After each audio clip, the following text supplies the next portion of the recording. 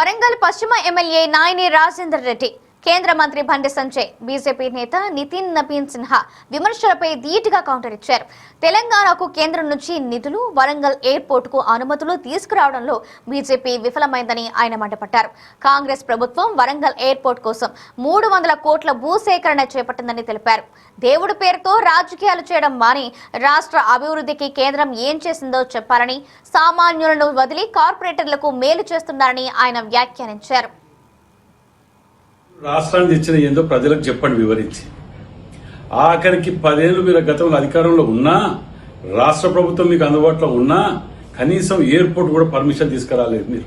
మేము airport permission తీసుకొచ్చి 300 కోట్లు పెట్టి ల్యాండ్ అక్వైర్ చేసి ఇన్ని మాట్లాడినాం. మీరు చేసింది ఏమున్నాయా చెప్పనా? ఏమనంటే దేవుని పేరు చెప్పుకొని బతుకుతా అంటారు తప్ప దేవునికి ఏం చేసిందో చెప్పండి. రాష్ట్రంలో కేంద్రం నుంచి దేవునికి తెచ్చిన రూపాయి తెచ్చిందా చెప్పండి. నీట్ పేపర్లు మీరు చేయబట్టి విద్యార్థులు చనిపోయినారు, ఎంతో మంది ఆత్మహత్య చేసుకున్నారు మీరు చేయబట్టి.